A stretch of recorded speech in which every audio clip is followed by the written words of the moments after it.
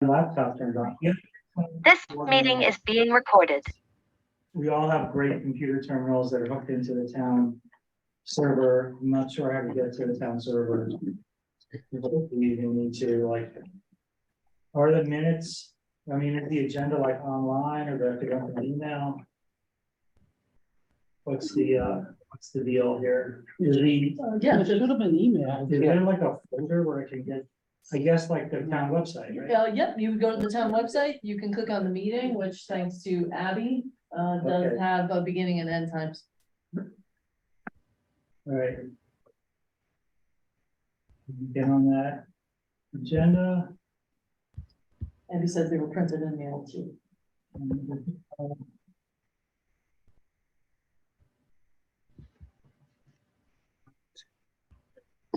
So, the meetings.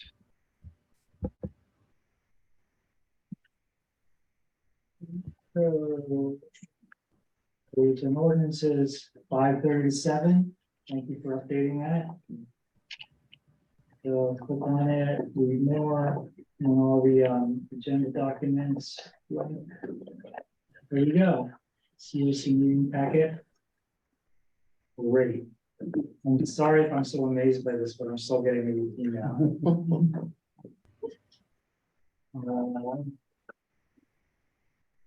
So I will call the meeting to order, and we have a quorum with Ariel, Eva, Eric, me, and Bill. 5 out of 6 people. Good.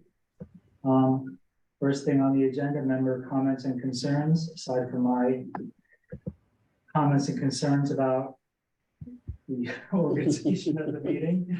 Does anybody have anything else they want to bring up? No, I'm just sorry that I missed the meeting because I missed some important presentations. But the meetings, the minutes. Yes, Dan did a really good, I think a really good presentation on the subdivision situation as it stands now in the town of Ithaca. And is that presentation available to us to look at? Yeah, I can send it to you if anybody wants it. Yeah. I do have, I think we have the recording. No, the Well, slideshow that. yeah. I can do the PowerPoint or a PDF of it if anybody wants to, or I can print it out even. What form is it in now? PowerPoint? Right now, it's in PowerPoint. I think I made a PDF of it though as well. Maybe just email it to the board as a PDF. Okay, I would find that helpful. okay. You have, as you were showing the PDF pictures, you also talk about it, right? Right. Because that's very often the most interesting part. Yeah. So you can watch the meeting Mhm. online. Yeah, It's recorded and it's put up on the YouTube. okay. If you just do a search for Town of Ithaca YouTube, Mhm. you'll find the meetings and then you'll find the COC meeting. Very Actually, good. I'm not sure if the COC will be on the YouTube, but we can make sure that Abby gets you this conversation, but Abby can get you a link to just click, as far as I know. She might be correcting me here in just moments on this little text machine, but that way you could just click the link and watch it. We'll make sure you get a copy. Very good, thank you. Yes. And I'm also glad to meet you. I don't think Oh, I yes. met you before. Yeah, just on the web, on the Zoom. Yes, it's lovely to meet you. Yes, I'm CJ. I'm the new director of planning for the Yes. town. Right. And Dan is going to be our staff. Yes, we met before. Chris Balestra has been a dedicated staff for COC for many years. And I so, know. but she also very much enjoys volleyball. So we want to give a little trade off. So thanks, Chris, for. Anytime.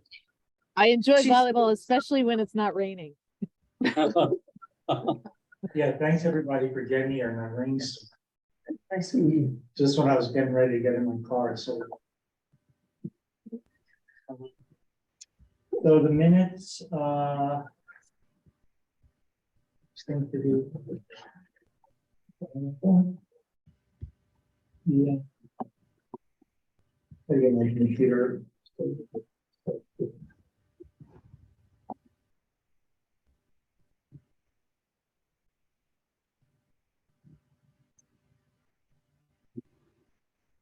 So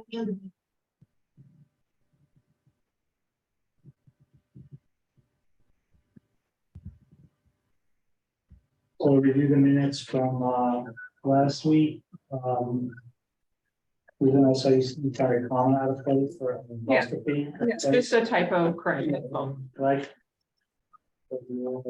Checking that. And looking through the minutes, Yes, members independent. Review the work plan. Resources. Review the proposed scope of work.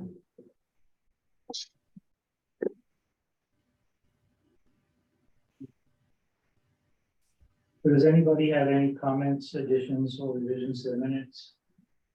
Susan's. No, is there a motion to accept the minutes? So moved. Second. All in favor? Aye. Bill? Aye. Okay, thank you. Minutes are unanimously accepted. So next item on the agenda is to approve the scope of work for chapter 234 subdivision of land regulations, existing regulations. And,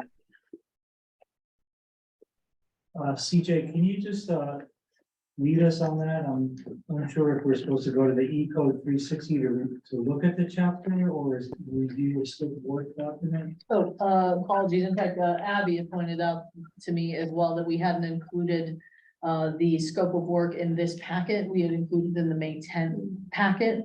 If the committee wishes, we could simply do this at the July meeting if you prefer, and then we can just make sure that's in that packet. That's easier for you. The parentheses were just meant to link to the existing regulations in case anyone wanted to check Okay, them out. so.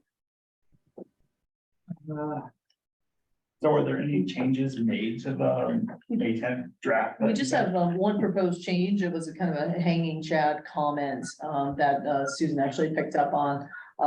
Would you, Susan, please? So for those who have, the draft from the last packet, it says on it, May 3rd, 2023 draft. It's just, I think what happened is Dan prepared it and then circulated it to staff and me for comments, and somebody made a comment that just remained in the document. It needs to come out, that's all. So on page 2, the 4th bullet from the bottom, there's a bullet there with some text, and then somebody had written in, and this is what needs to be deleted. I don't understand what this is for or will accomplish, maybe more information to better understand the topic, question mark. So that just needs to come out. Yes, I was wondering about Yeah. that.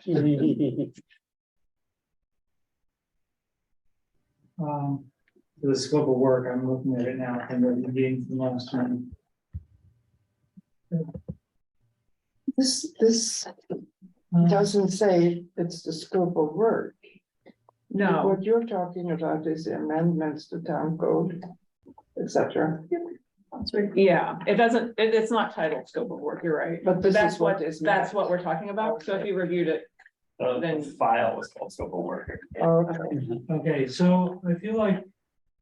I mean, we can't review it, we can't approve it with that comment still in it. Is that what you're saying, Susan? no, this doesn't belong in there. It was just somebody's review comment.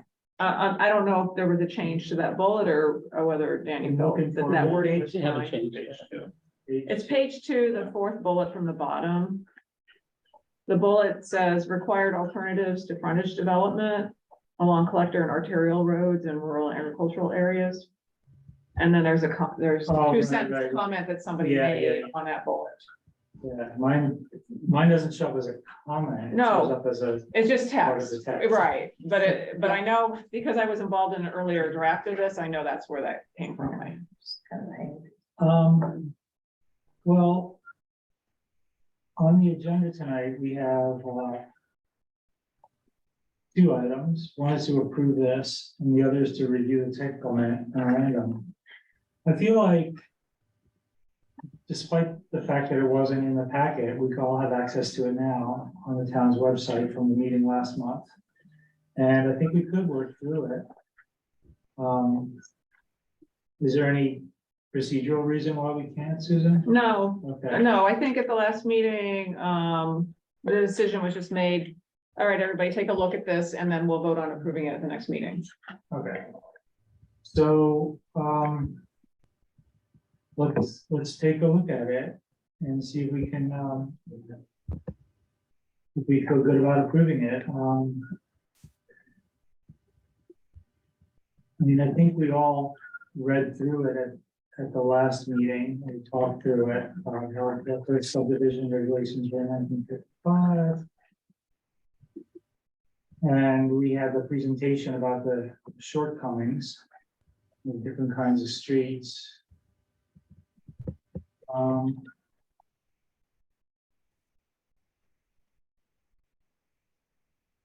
Now, CJ, this was prepared by you and Dan. That's right, yeah, and in cooperation with other department heads as well. It was circulated to them for comment as well as and legal, of course. Are there any? I mean, we can always amend it as we go through the process. We can always amend the work plan, so there's no. It doesn't seem like any downside to approving it now, since it can be amended as we go. Straight.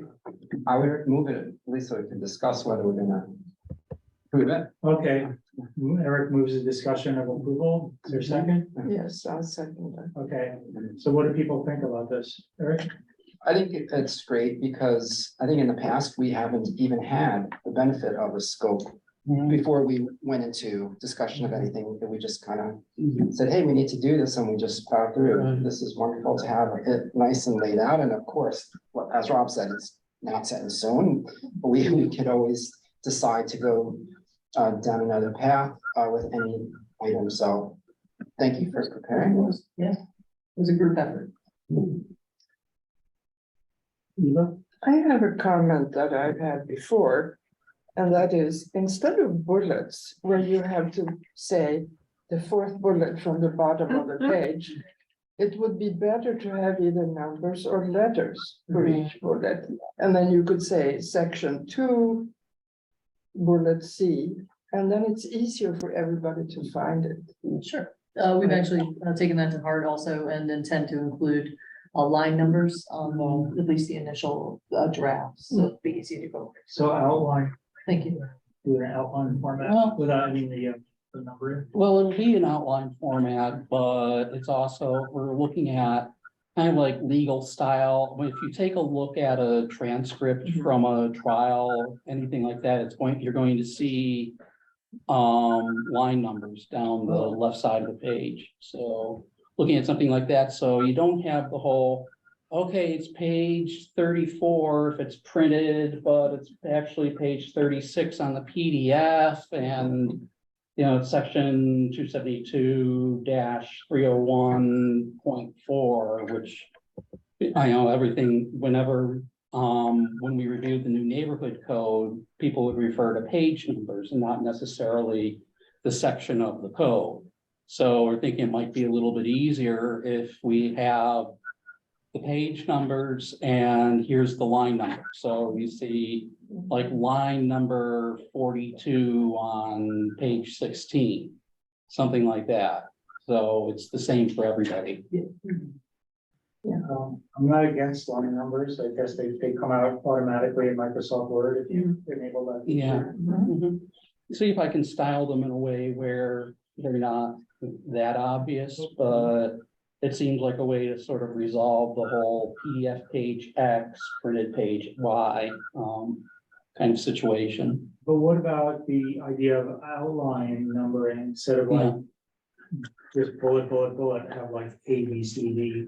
Well, for the code language, yeah, it's going to be in code format. So you're going to see the outline of the code and code language in there. It's what you're going to get in the draft is going to be the draft of the new code. So with all the provisions, you know, with all the articles and sections are going to be numbered. I think Eva's concern was about the work plan. Right. So where we're trying to refer to it and we're talking about the Yeah. fourth bullet point. Right. Do we have that be like Yeah. paragraph B?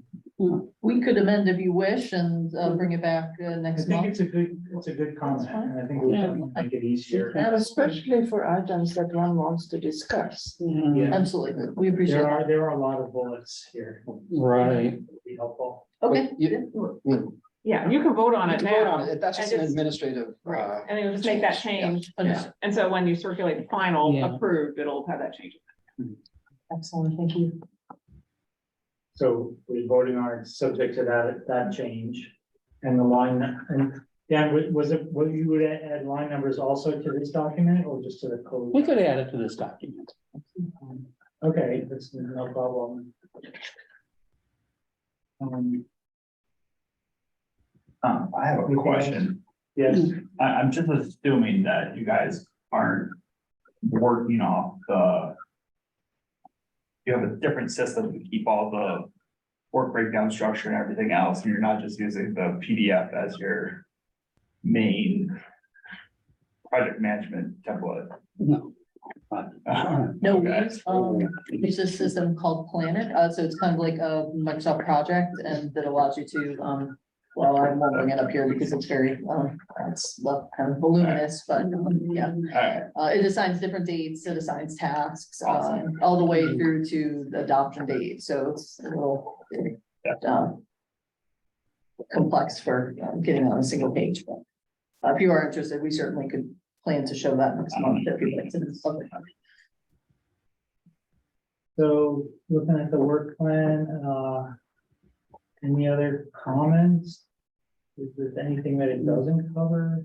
Let's just brainstorm here. Seems like a very long list. Things to consider.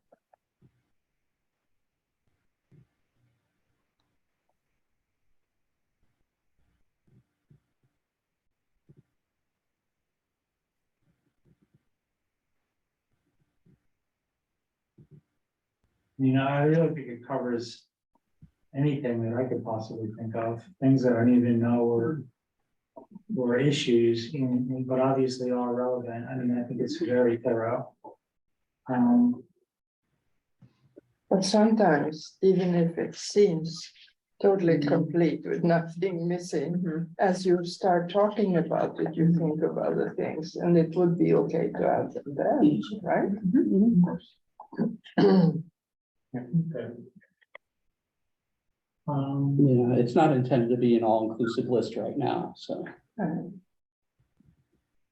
So I see that on page 4 for tonight, engineering process and conceptual storyboard development, learning step presentation. Are we gonna do that?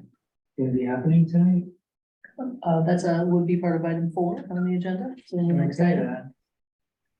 So, still getting up to speed here on this committee. I know some people have been on it for 15 years or more.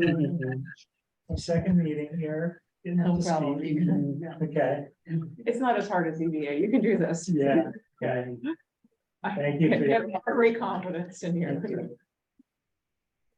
Creature of habit though, this is getting my pattern. So approving the scope of work, so with those two comments, those two additions of outline formatting and line numbering.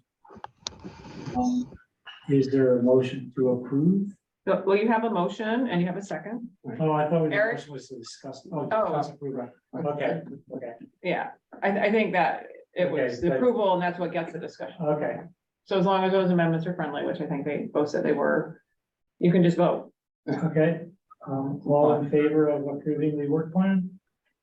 Scope of work? I, Aye, it is unanimous. Okay. Then, next item is the review the technical memorandum for chapter 234. And is that gonna be the presentation? Yeah, it's okay if I set up shared screen now? Yeah. Okay.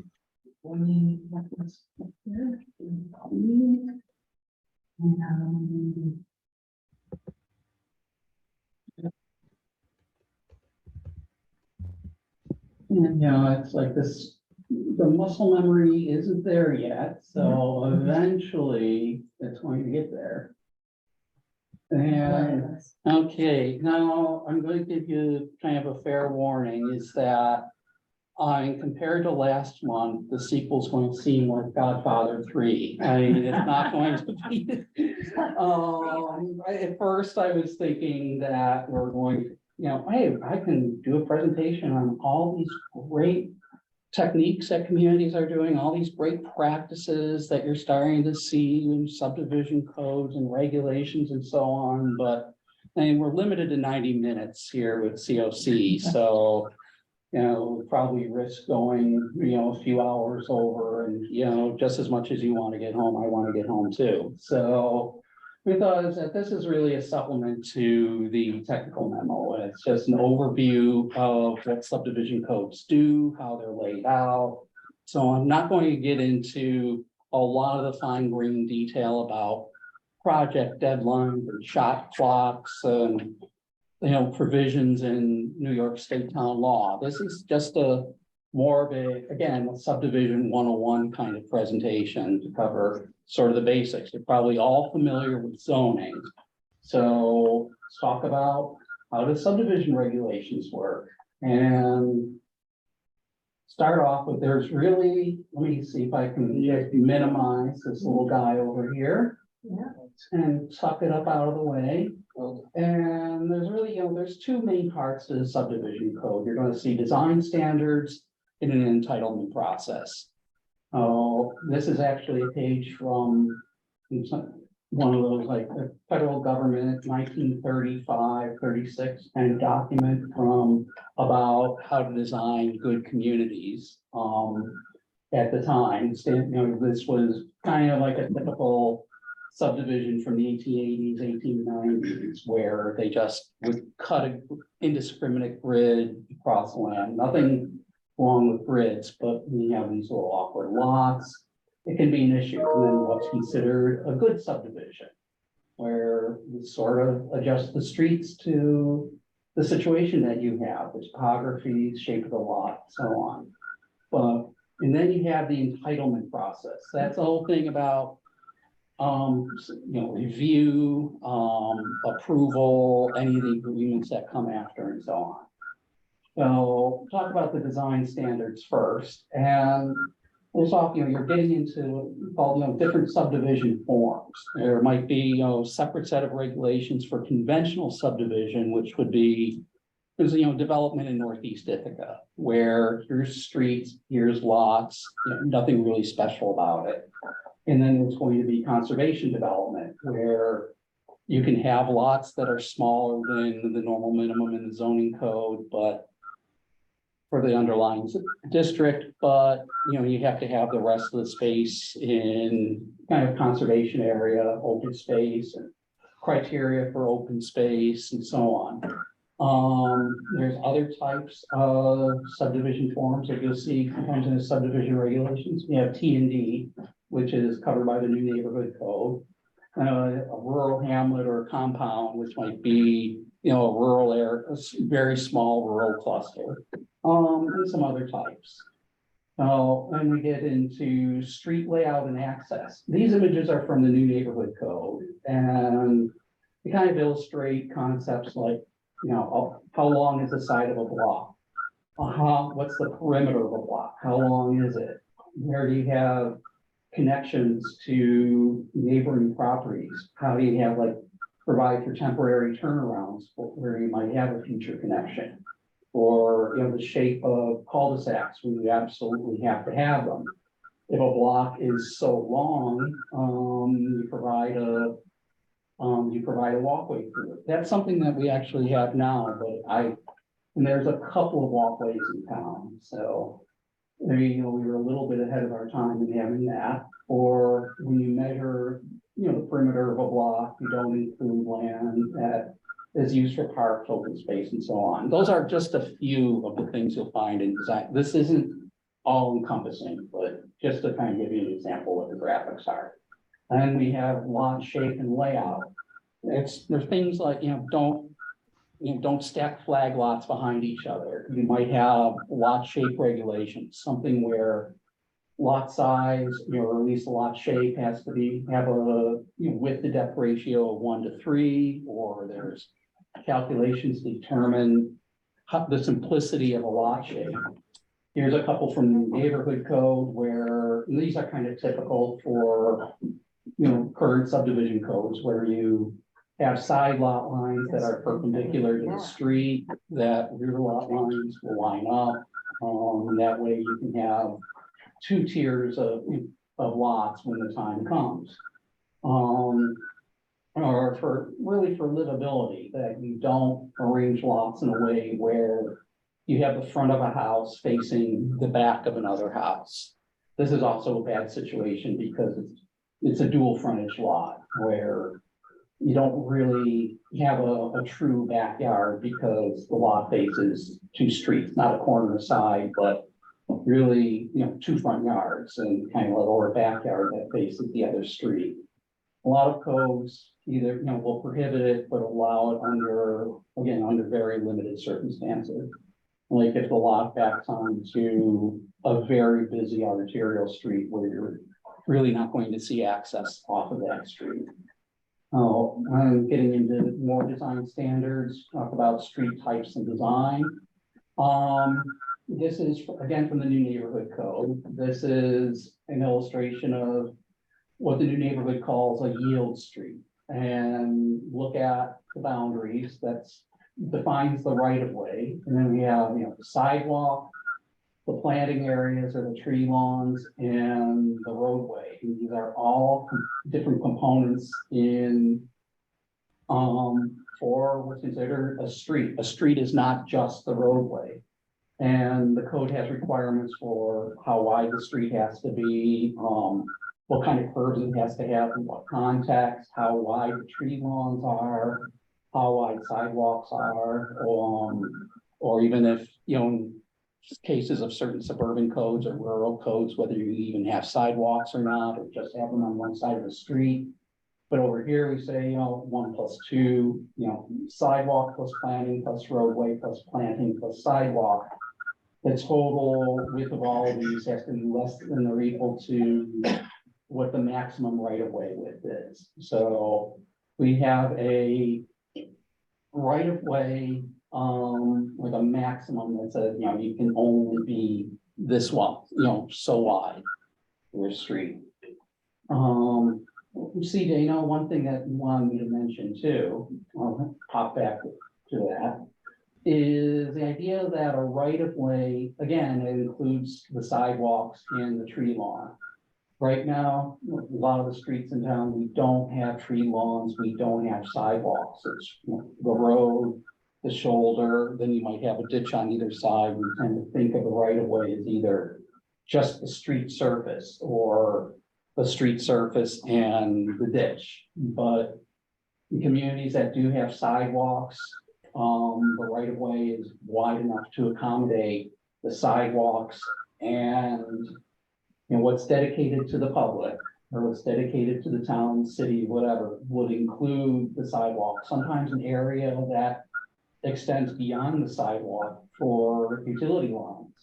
It might start, 5 feet back from the sidewalk on one side to 5 feet back on another. But that whole area is considered part of the public right of way. Like I said, a street is not just a road.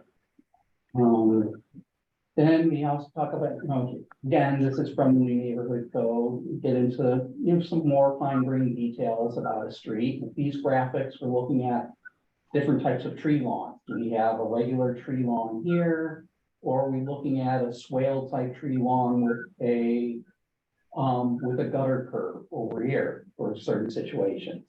What can you do with like bike lanes? How should they be arranged? Swept path of trucks, try to, when they turn corners, the area that you have to have reserved that can support the weight of a fire truck when it goes down the street. And again, saying that the sidewalk is part of the street, that say, a surface of a sidewalk, sometimes people will pave it right across the sidewalk. And codes will say, contemporary codes will say you have to have a consistent sidewalk surface all the way through. You cannot pave across the sidewalk. And more design standards like, parks and open space types, citing, the amount. New neighborhood code defines different types of parks, everything from a square to, a community park to a natural preserve, and gives criteria when it comes to size, when it comes to what facilities it has, but also street frontage and placement. Where do you put these parks? What land do you prioritize for park placement? The new neighborhood code, one big thing is that parks do have to be as much a part of the public realm as possible, and criteria for different types of parks have a certain, they assign a certain percentage of street frontage minimum that you have to have, like the perimeter of a park, 65% of it or 70% of it, depending on the park type, has to front on a street. So that, this is considered a good example of a park. Or the smiley faces. Let me get that out of the way. It pops up and out, and I can't close that, so I'll just ignore that. There's a little arrow right at the bottom. You see that? Okay, Maybe I see it. There we maybe, I go. don't know. Whoop, there we go. Got it. Let's say you have a creek or a stream running through a subdivision site. That creek or stream makes a good foundation for a park, a gathering space, an open space where it's part of the public realm and the community can take care of it. They see it, they know it's there, makes them more aware of water quality. The way we seem to do it now is that we have the streams that run behind houses, and sure, you could make that part of a park, but what happens is that park space becomes essentially privatized. People who live alongside that stream start to take ownership of that stream. They might extend their fence lines to it, or they think of this area as kind of like private open space, so that if I don't live in the neighborhood, if I live in another part of the neighborhood, I walk through this area, like, hey, what are you doing back there? What are you doing? You're not supposed to be back there, even though it's a public park. So there's, again, it illustrates the concepts that parks can be connected, be part of a larger system through parkways or linear parks or pedestrian streets. Again, there's different things that you can do. This is just, again, a small part of what you'll see in park regulations. And let me get back to the keyboard here. And design standards will also address utilities and stormwater management. And, our utilities if you have to bury utilities, that you have to landscape screen utility boxes, location of utility easements. With stormwater management, even though we do have a stormwater law and New York State has their stormwater law, you'll see sometimes in some standards is that you have to use certain types of stormwater management structures or practices in certain contexts. Like this here, we're saying in the neighborhood code, the picture on the right illustrates the idea that stormwater infrastructure shouldn't be too engineered to the point where you had this nice stream and now you've got a big concrete channel in there. So, and also include, there might be either in the code or by reference, technical standards or improvement standards. These are like detailed specifications for how you construct a street, how you build a sidewalk. And there's my wife, and I told her I was at the meeting. Sorry. Yeah, God, it's like the Alphonse Philharmonic. Okay. Anyhow, I apologize to my wife that I know she means well, if she ever sees this video. But like this is the example. This is, from, a town, north of Albany. I'm trying to Malta, and they actually have a nice form-based code for their downtown area. But these are the engineering standards for building a street. Let me go back. Get my arrow here. For instance, talk about the sidewalk, the tree lawn, not just that, but the slope you have to have on the street, the structural elements all underneath. So where a subdivision code in the design standards might cover everything that's above ground, here's the width of the tree lawn, whatever. The engineering standards or technical standards will cover what's underneath that. Like here's from Denver, Colorado, like this is how you plant a tree. Here's, the root ball has to be in a certain location, and you have, for a street tree, you have to have certain type of soil so that it starts, so that it's healthy and so on. That it, the location of the tree, how deep the tree well has to be. Excuse me again, can I interrupt? Yeah. These look like standard construction details to me. I'm Yeah. an engineer, and we work with drawing sets, and Right, this kind of thing of how to plant the trees is always on the last. Oh, yeah. So right. is this something that's not included now in our current? We've never had it. standards? We'd like to get it in. Okay. But this isn't going to be part of the subdivision code. Eventually, the town, we're looking at adopting something like this over time. Right now, all that stuff that you'll see will be on construction documents. But everything when it comes to, how thick the asphalt has to be in the base or whatnot, that's all done by, we don't have any set standards. There's a illustration of an ideal street profile, which is just, here's the pavement, so many inches of asphalt, so many inches of a base with, a shoulder and a gutter, and it's not even part of town law. It's just the recommended street profile from engineering that they've had for a long time. And are these samples, this is a sample of the subdivision code from Denver? Is this part of local? These law? are the engineering standards from the city of Denver. So Denver subdivision regs will refer to their engineering regs or their construction specifications, and will say something, all public improvements that are built must comply with, section of the city code, So- which contains all these regulations. So the town of Ithaca has engineering standards. We but have they're no not engineering referenced. standards, Oh, I'm sorry, I thought you said they did. nothing. We just have one recommended street profile for one type of street, and it's not part of town law. But is it an engineering standard? or- It's an engineering standard, but it's not part of town It's not. law. Well, I think there might be something in our subdivision law that refers to it. Yeah. So, I mean, it's It's- legal, like, we can require Yeah. people to meet the engineering standard, but I think what he's saying is what they have is one thing, and it only covers one type of road, Right. perhaps, although they apply to everything, and Yeah, I think that there are just a lot more permutations and additional Yeah. information that would be desirable to have, I right. think is what Dan is saying. Yeah. Oh, Yeah, yeah. yeah, most codes, I'll say, these engineering codes, they go beyond one sheet.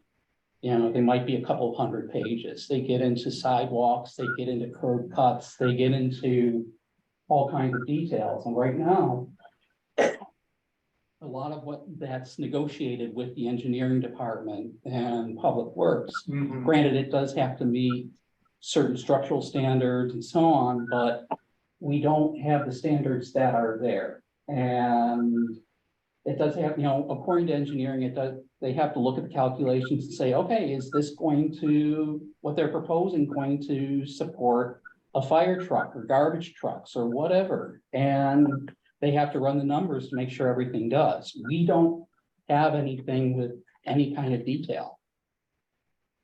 So, if I may just Yeah. jump into that a little bit, the planning committee is taking on a complementary initiative.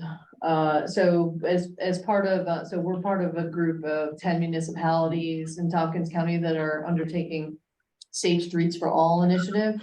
So this is one of the largest transportation planning projects that's really ever come through Tompkins County. And that is going to be kicking off fourth quarter of this year, so somewhere around September. And one of the pieces is to examine areas of the town, the different road segments, and to essentially bring those to the attention of, both the town, of course, but county and state roads will also be under consideration for installation of basic proven safety countermeasures. So the federal government has finally kind of woken up to complete streets and Vision Zero. So these kind of philosophies of we need to make thoroughfares safe for all users, for lack of more specificity. And through those conversations, at planning committee and with public works and engineering, they've said, wouldn't it be fantastic if we could, as part of building on the Safe Streets for All project, to be able to have road specifications for your local collectors and the other ways that DOT kind of uses its nomenclature. How can we turn those into complete streets and have a manual to go along with them? So we see that as a separate but complementary initiative. So just to kind of add a little flavor in there, the kind of things that planning committee would be working on that are complementary to Is this. this would feed into the county grant for the highway safety? Is that what you're saying? Essentially, the design standards would kind of flow out of that process is what we're hoping, that essentially. So in some places, I think Saratoga, they have a really good MPO there, transportation organization, and they've done a number of essentially complete streets design manuals that are specific to different municipalities. So it's kind of taking DOT's nomenclature of a local collector, right? And then turn that into, say, like Dan's example of a yield street. What's an example of a yield street that could be a local collector? And we're kind of getting into the proverbial weeds a little bit on this, but I want to just say that that I think what we're driving at here is that having these technical specifications to go along with the subdivision code, or it's integral to making these subdivision build out in a way we'd like to. It sounds like what you're saying is that there's another project in the works, that the county funding for safe streets, that's gonna require these technical standards as part of that project, and we could just use the same standards for subdivision requirements. I think what they're going to do is examine different segments throughout the county, and really, it will be up to us through public engagement process that will be part of that Safe Streets for All. They're bringing in a consultant. In fact, we're doing the interviews of the top 3 firms this Friday, actually. They're all firms with a background in data, but also a very good understanding of complete streets, Vision Zero, and essentially the safety countermeasures that we know actually work on existing thoroughfares. I think we also want to mention here that these standards would largely be applicable to new subdivisions. So that's kind of where we want to make that distinction. And between our existing road segments that we really want DOT and county highway to be focused on in terms of how we can retrofit this would be for new construction, right? Like going forward. Yeah, but wouldn't the same standards apply for the retrofit as for the new construction? Not necessarily. Sometimes you don't have, right, sometimes you don't have, the right of way width that we were talking about before. Sometimes there's, utility, it's kind of analogous to putting the toothpaste back in the tube, as it were. Sometimes harder to retrofit. That's what I think, what we're saying is it'd be great to going forward. And I think engineering and public works would largely concur that having the technical standards for new development will kind of make it so we don't have to worry about that in the Right. future. That Okay, we yeah, thought. yeah. So anyway. Can you just explain what Vision Zero is? Oh, yes, that's the idea that we should not be having folks be killed in motor vehicle crashes, especially pedestrians. Okay. So that if we as a nation are able to say, that's unacceptable, for people to, die in crashes, particularly pedestrians and cyclists. Right. That we really want to, more than anything, I think it's an aspiration to really see those modes as legitimate and worthy of, safe wet passage. Yeah, So, definitely, yeah. definitely. So anyway, that's getting off topic, but anyway. Oh, tangents are good. Don't worry. Get out of there. And I don't know, let's see, where's my entitlement? Well, It is- can I just Yeah. interject on that thing? procedure that like we are getting off topic. And the presentation invites questions. Dan, have you planned the presentation to take up the next hour and we have an hour left or something, or no, 40 minutes? So should we, or if we get into side discussions, can we continue this presentation at the next meeting, or should we just budget time to get through this and save all questions to the end? Well, there's not that much left. Okay, There's maybe, about 5-6 slides left Okay. probably. Okay. But what you want to do time wise, when, the slides show up, that's, really the committee's decision. I think it's fine for people to jump in with comments on slides rather than trying to save all questions to the end, Okay. something like this. All right. Well, let's get into entitlement. And then, the entitlement process, that includes development review, approval, anything that, like, let's say, development agreements, access agreements, performance bonds, road guarantees. It's really not anything that's not design oriented, but from the time somebody says, hey, I want to subdivide my land, and submits everything to the town to the time that the plat ultimately gets recorded. Includes, that whole process. Usually, a code will have 2 different review tracks. Sometimes there's a third, which is related to the first. There's a minor subdivision and a major subdivision.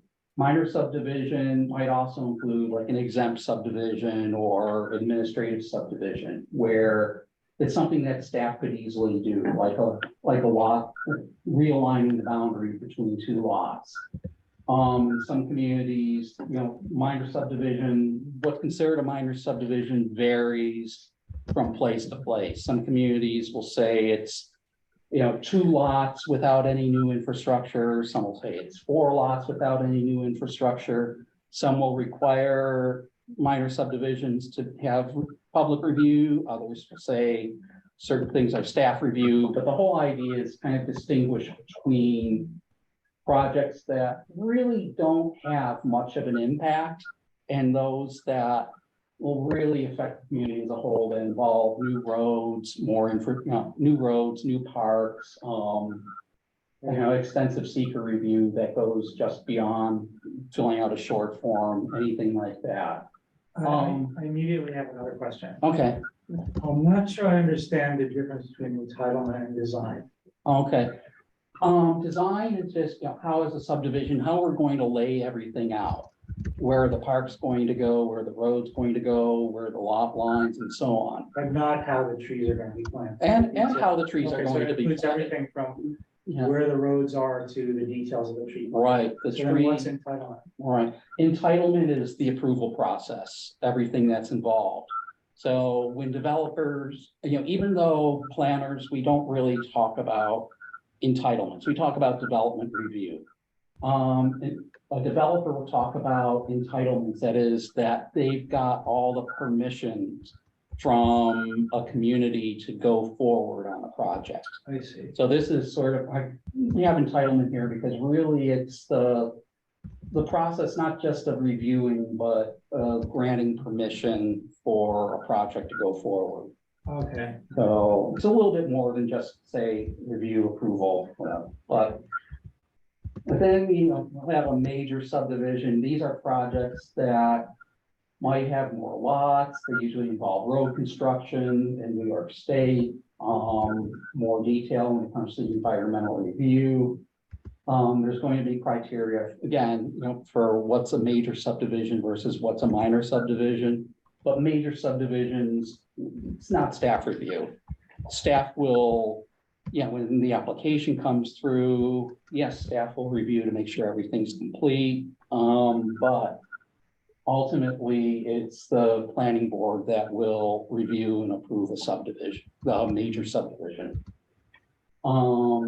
Major subdivision is going to have a 2-step process. Talk about like a 1-step process and a 2-step process. Minor subdivision, we tend to just combine what we could say is a preliminary final plat into just one plat that is reviewed and approved in kind of like one public, generally one public meeting or one public session of a planning board.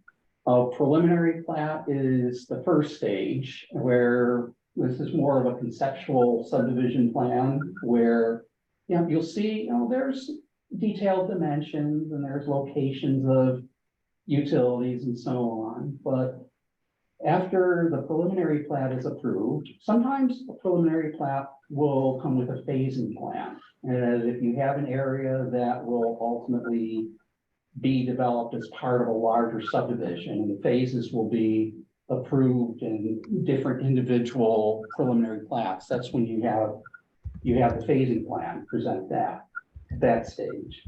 But the final plat is where the plat becomes official. And see, like the sheet on the right, on the left, it has all the signatures, everything else, the stamps. The sheet on the right that has more detailed surveying, engineering, so on. This is what's ultimately recorded and what ultimately becomes the official subdivision plat. It's the final plat. We'll talk about some of the things that are associated with the final plat, like a performance bond. And I talk about bonding because the town has, in our current subdivision regulations, there's a requirement like that a subdivision can be, the head of the planning board can sign off on a subdivision, approve it, and somebody can record it without really any kind of, you know, proof that it can be, that the subdivider can feasibly build it. And there's a requirement that if it's not built within 10 years, then, you know, the town can go back and revoke the subdivision through kind of a complicated Can I process. interrupt? Yeah. Does the town of Ithaca require subdivision bonds at this point? Right now, it doesn't. There have been subdivisions that have had performance bonds though. Would you say? Go And the planning board has a very standard condition of approval that no certificates of occupancy can be issued until all the infrastructure is built. So that's the way to force the roads, the water, the sewer. Okay. Yeah. Yeah.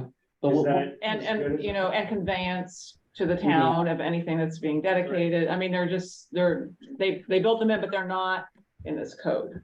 The planning board has the right to do that because New York town law, section 276, 277, kind of in that whole area has a lot of requirements about this. And so they have that authority to put those conditions in, and that's how they've been doing it. But I think what Dan is saying is, let's write it in our code so that developers and the planning board and the public, they all know Oh, absolutely. what the requirements Yeah, it are. can be a Right, discretionary Right, thing. Yeah. and can be much more detailed. Right. And have much more detailed Yeah. timing and Right. other specifications Yeah. right in the code. Right, and give you an example, like Holichuk, for instance, you know, the Holichuk subdivision on West Hill. I'm not sure where that is. That's. By Museum of the behind Art. Yeah, behind the hospital, Okay. It or hasn't been near the built. hospital, It's been abandoned, I think. right, it's been So abandoned, it's but, an abandoned subdivision. right. They didn't start it. Yeah, they never started it, but they had this, again, the town law, or at least the town, I would say our, you know, town of Ithaca town code says, you know, has that 10-year provision in there, and that's something that you don't see in any other code. So in most communities, what you would see is that if you wanted to make a subdivision 100% official, as it's recorded and it's shown on all the maps, you know, county maps, what have you, that you either have to build the improvements first or get a performance bond that says that you are going to build the improvements. You don't have that 10-year waiting period where, hey, wait 10 years, see if I can get some financing together, and if I don't, oh well.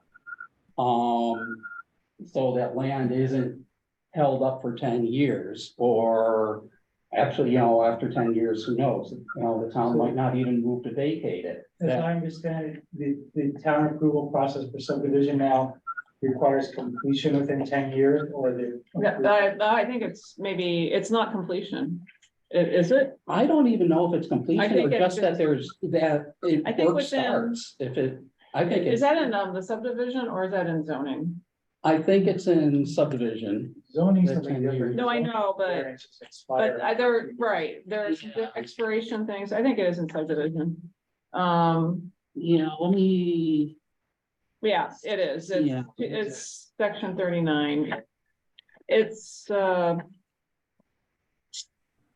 there's some different. You have to, I know that you have to materially commence work. you Right. materially commence work within 10 years. Mhm. And then there's a definition of what that means, or if you've transferred lots in the subdivision, then that approval won't expire as to those lots. It could expire as to the others, I though, if see. they didn't materially commence the work. And there's a whole definition of what that means, Mm, right? So they don't have to have it completed. yeah, where other places will say you either have to complete it or you get a performance bond. And you have a time frame of usually, vesting requirements of 2 years, 3 years to complete it. Or else, everything is void, your approval is void. That's Right, it. it's- And the lots are not Yeah. recorded. In my Period. neighborhood, there was an issue years ago where the subdivision had been approved literally half a century ago. Yeah. In the Northeast, and then work hadn't been completed. And standards had changed, and the town Mhm. wanted to enforce new design standards and wasn't able to because it was approved literally 50 years ago, but not built. Right. But I'm guessing the work had materially commenced, either That that, had materially commenced. right, right? So Yeah. like building permit and some kind of construction had happened somewhere. Right, huge They subdivision. built a road Yeah. or something. Some roads, but they wanted to build more roads that have been, it was a situation and. Yeah. Something like that is governed by the law in place at the time it was approved, like, right? They couldn't go back and change it. Well, there are certain, and state law, there are certain vesting requirements that you. The subdivision is protected against future changes Yeah. for like 2 or 3 years, is it? Yeah. But after that, I think you might, I don't know. Yeah, I would have to look at that. yeah, That would be part, I mean, maybe you know the answer. yeah, I don't know the We'll exact, look at answer. I that think it's and like 2, 3 years where They're just It- bulletproof. once you have, final subdivision approval, but it hasn't been, signed off. That, sure, you've got your planning board approves the subdivision, but it hasn't been, formally approved. That you have certain vesting time, 3 years, I think it's 3 years. It might be 2, I'm not really, my brain's drawing a blank right now. In time which you have to essentially, finish subdivision construction. Or, if before you actually, the planning or chair of the planning board can sign off on it and it becomes officially recorded.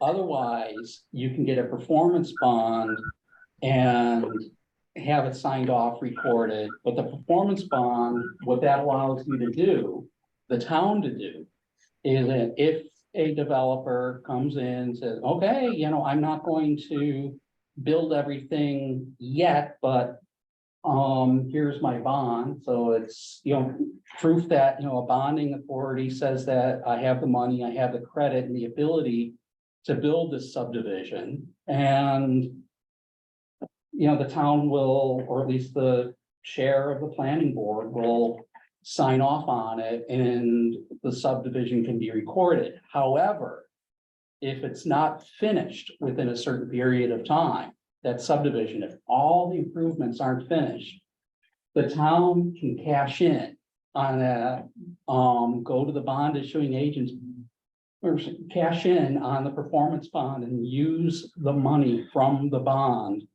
to pay to finish the construction. So in a way, it's a form of insurance, in a way.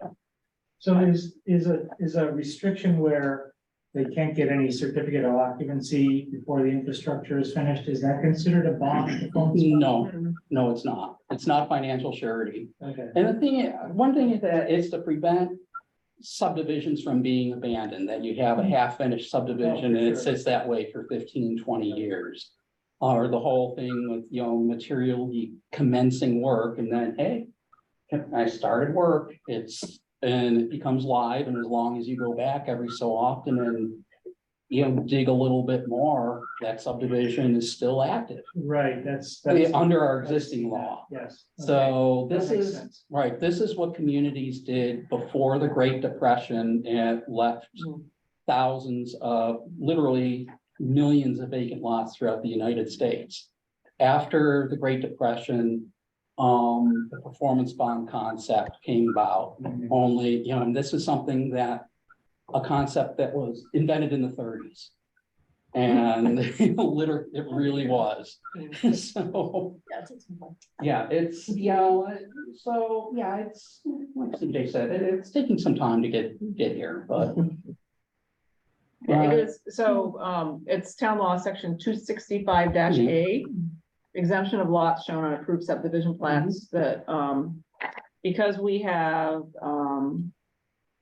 a planning board that approves subdivision plats, it's a period of 3 years. There's different periods of time depending on what you have in your municipality. And that, so the subdivider is protected from, any subsequent changes for 3 years that might change establish or increase lot areas or lot dimensions that are in excess of the areas or dimensions of the lots shown and delineated on the plat. They're protected for 3 years. They're protected for 3 years. From when they get the approval. It's a period of 3 years after the filing of the approved subdivision plat. And that's the New York State law. New York, it's a New York state law called town law. Town law. So it's not town of Ithaca law. Yeah. New York town law, section 265-a, if you want to look at it. I have interesting reading. It is, I think that's subdivisions, like, yeah, we all want to see quality construction Right. and, there's always going to be argument that like low quality and cheap is going to get people into their houses. Just kind of how Northeast Ithaca was developed. Right. People couldn't believe like that there were like cheap houses for the professional class Yeah. and there were no standards enforced. Really. Right. Well, Just happy to have the housing. yeah. Oh, one reason too for these regulations is to really, prevent dollar and a dream types of builders and developers from undertaking major projects that they can't handle.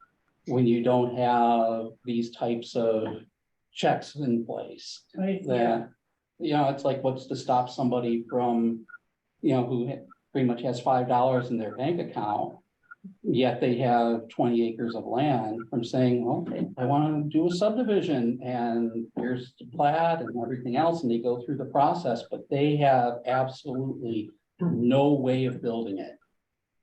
And this is one of the assurances to make sure that whoever can build a subdivision, that they can actually undertake it and build the improvements and build it right. Because the dollar and a dream developers are probably, if they don't have the money or if they don't have the backing, the credit to be able to get a performance bond or letter of credit or any kind of surety, what kind of improvements are they going to put in? They're probably, so. Well, Northeast Ithaca was developed, I know, no sidewalks and no stormwater management. Yeah. And, decades later, the houses have changed hands, the original cost savings are completely forgotten. The houses are selling at market rate and the neighborhood is shabby. And more than that, now we have people contacting us on a fairly regular basis, asking now for those amenities. Yes. We are now getting Yes. calls from people saying, where are these sidewalks? And Yes. And that's why I think this is important work that we're doing. Yeah. It's Right. very short-sighted. It's very key, but there were, there's a different time, so we can, kind of allow for some of that, but you kind of see how, the negative externalities build up, Yes. And so. Yeah, I mean, doing it cheap in the start really just passes on the cost to homeowners and taxpayers later on in the future. I agree. And then, there's, some communities what's taking hold, mainly in the north, in the North Midwest and the Pacific Northwest. This is just one of the ideas for, what communities are doing as far as actually thinking about planning for the future and part of their subdivision regulations is what's called a build out plat or shadow plat. Is, if you're developing at a density that is much lower than what's normally allowed in the underlying zoning district, that part of your application for a subdivision has to include a plan for how that area could ultimately be built out at a higher density, that you have to build it with accommodations for that higher density. There might be defined building envelopes on a lot that will allow that lot to be split at some time in the future. Like that, or if you're underbuilding, like let's say you're in another case where you're taking just a part of your larger lot that's under one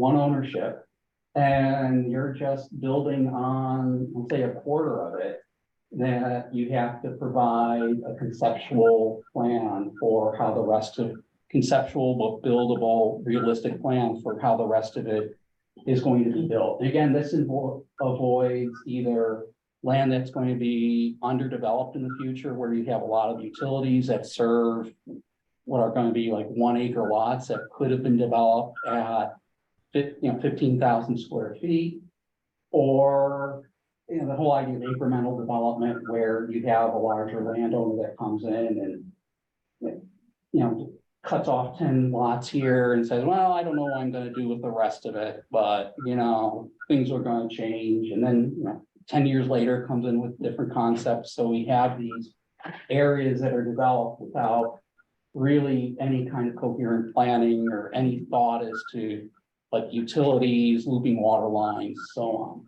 So these are just, a couple of things that are being done. Also, you might see something in the subdivision code that will say, if you're not subdividing to the maximum density, just have a plan to, or at least subdivide in a way where you can allow efficient subdivision in the future. It's not necessarily a formal shadow plan, but they'll have something like that to make sure that you're having an efficiency, that the subdivision is going to be somewhat efficient.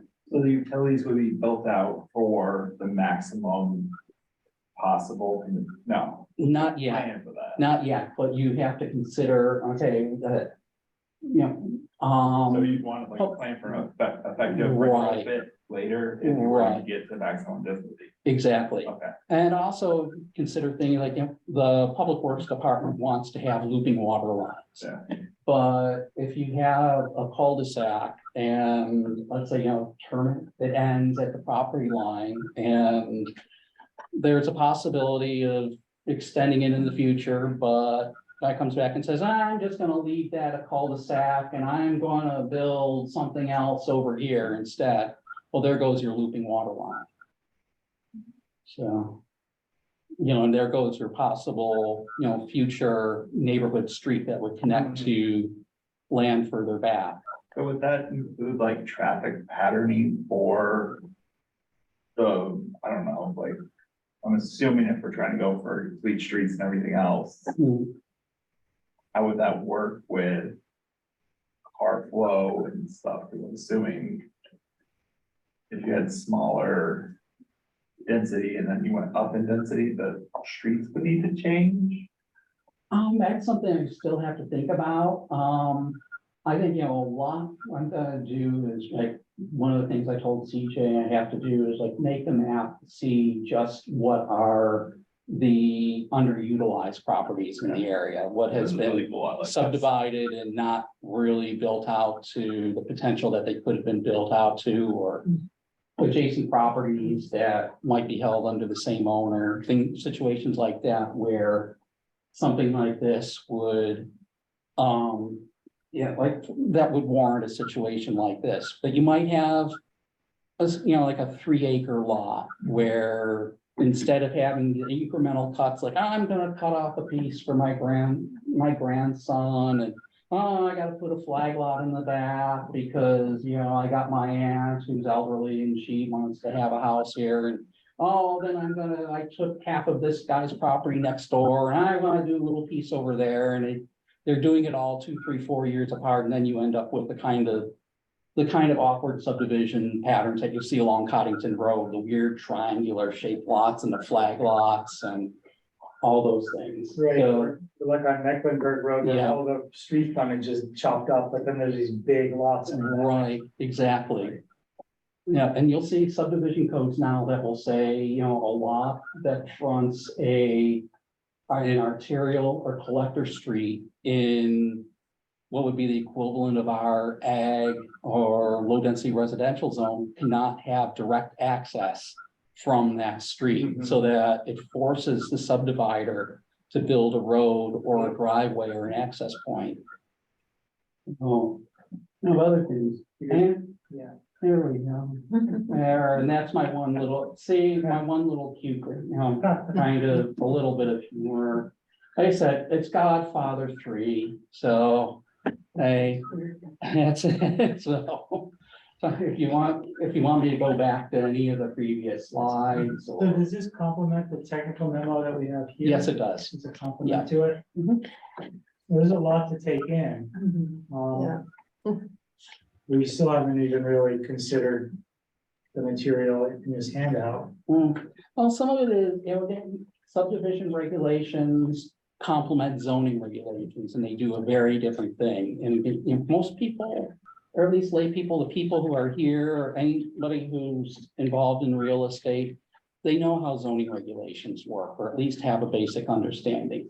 Subdivision regulations are a completely different beast, so. And we don't really revise the subdivision regulations or update them, amend them that often, so. Well, as I've been sitting here, also after reading this, but sitting here, looking at what you're presenting, all these cases flash by in my mind Yeah. that I've seen over the years Mhm. where these things you're describing have happened. Yeah. Oh, yeah, it should have been here for the first presentation. Yes, well, I'm gonna watch it now. Yeah, please. It was really good. Well, I guess you can stop the screen share so we can see. Okay.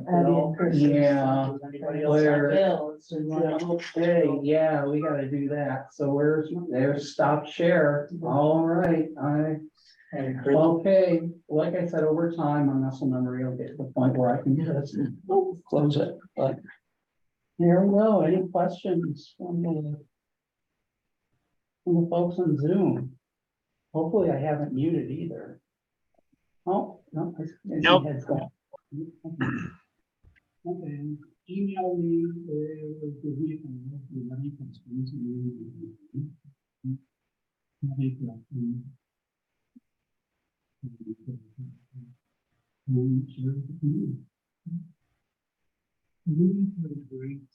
Subdivision regulations.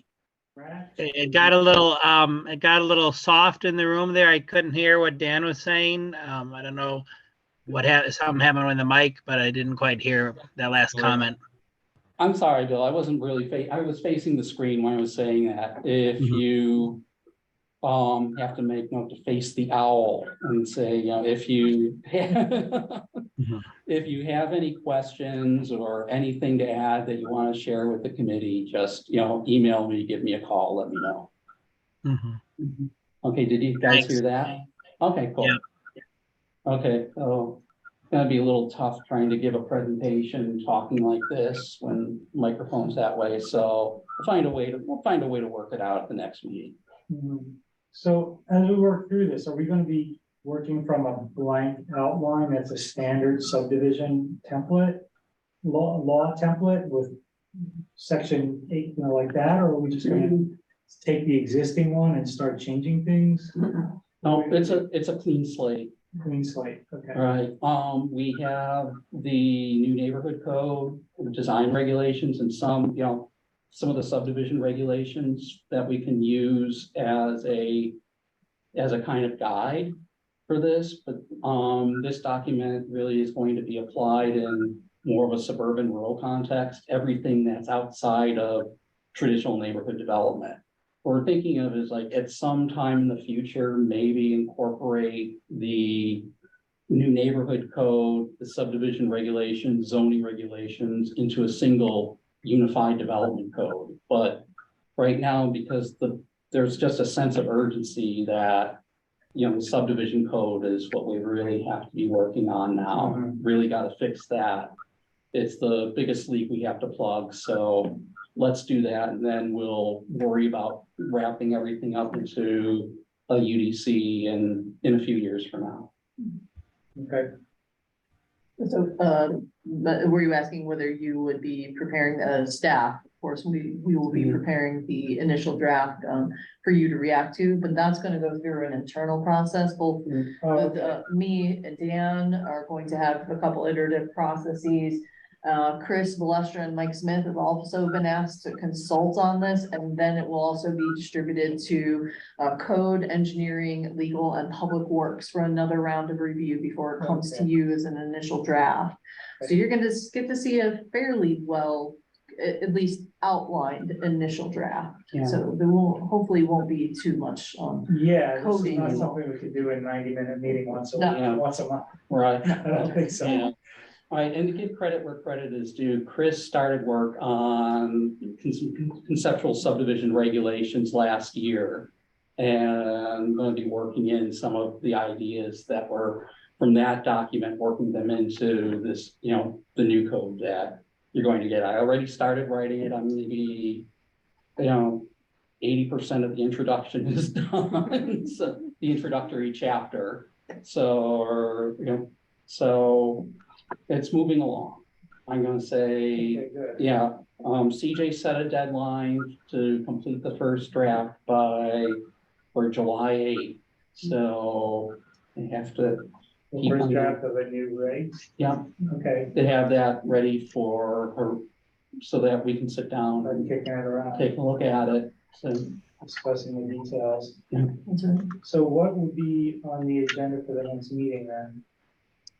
So that will be, That would be that? the scope of work does indicate that we'd like to talk through with all of you what you anticipate the public engagement process could be, as well as just clarifying the quality control and your role as part of the review process, because we do want to, I mean, I don't know that it's, you know, I've heard about the many year projects, and not saying that this could be, you know, ideally, we'd like to, you know, we're shooting for this suitable for adoption by this time next year. And maybe that is a bit of an accelerated schedule, maybe compared to other initiatives, and I can comment on those per se, but at the next meeting, what we're hoping to do is really understand what you see as, you know, a potential stakeholder engagement process. You know, that could be anything from, you know, ArcGIS story map to a dedicated web page, so folks can come and see the different iterations and the presentations, comments.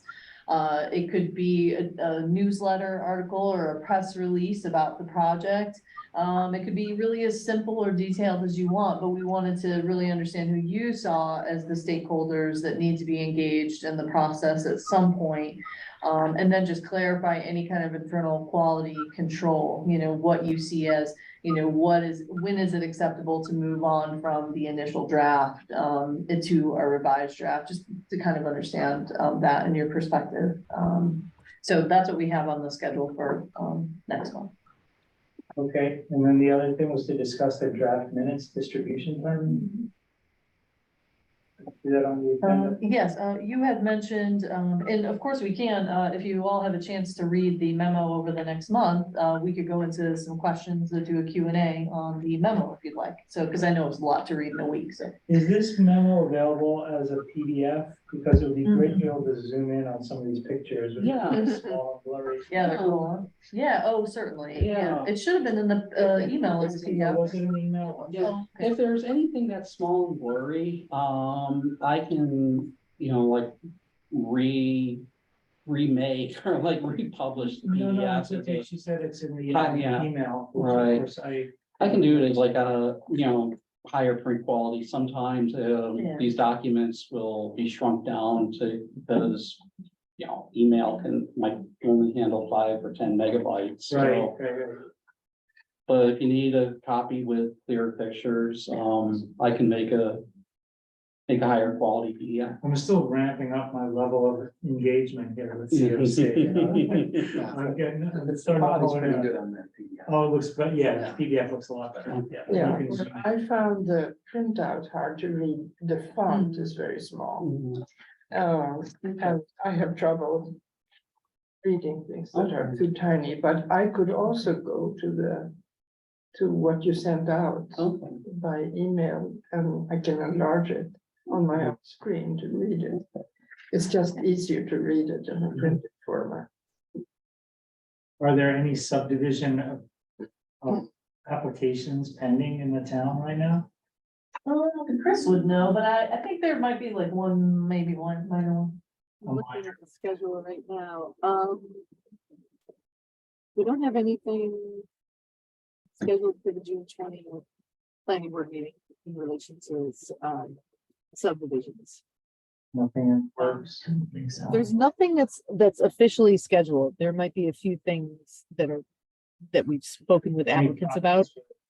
I Yeah. know the Ranick Golf Course proposal is out there, but that could be a while before there's any construction there. It seems like a lot of talk. Yeah, that Might property be- that property's for sale, so we're not quite sure what the status of the actual project Yeah. is at this point. Okay, yeah. Yeah. We're waiting to have our friends come and stay in that hotel and play golf. But it seems like it's gonna be a while. Yeah. It might be. Okay, then, if there's nothing else, is there a motion to adjourn? May I just, I'm sorry, could I just clarify real quick, the discuss draft minutes distribution? Was that okay to continue to including the draft minutes within the packet? Yes, it's okay with me. If it's, that work for you? Yes, we had spoken about it. I just wanted to make sure that, Oh, yeah, there was some concern, like it's sometimes good to get the minutes right after the meeting, so you can remember. But I think with the packet is fine. It's so it was zoning too, I think. okay, yeah, no worries, just wanted to You confirm have to for, remember Back a couple weeks. Okay. Not too long. okay, marvelous, And thank you. is this Sorry to Zoom- interrupt. Is this Zoom recorded? Like, is it archived somewhere that you can watch it? Do they keep them forever or 2 years or? Theoretically, I'm not sure how long. I can ask, our records management officer. Kind of a little bit like immortality, you know, like Put it in a vault. 100 years from now. can Future somebody- civilizations that find it. You don't think so? Oh, I'm just laughing about what they'll think about us, Yeah. hair and clothing and. No, I know, cause I sometimes like with my telecom, I'll go back and watch COC meetings, and I was able to do so, and then I saw on the YouTube web page, they only went back so far, like all the meetings went back so far, so they must be, either I couldn't find them, or they're getting pulled off Yeah, by the town, so I guess you could ask the town clerk. just Yeah. curious. No, it's good for, I've always had to rely on remembering, like what happened 2 weeks ago. sorry to interrupt, I know you were. No, So we took turn. So. Yeah. So moved. Is there a second? Yes. All in favor? All right, you're adjourned. Aye. Aye. Thanks, Chris. Thank you, Chris. Thank you. Hey, Chris. Thank thanks. you. Jerry too. Thank you. I'll see you in person soon,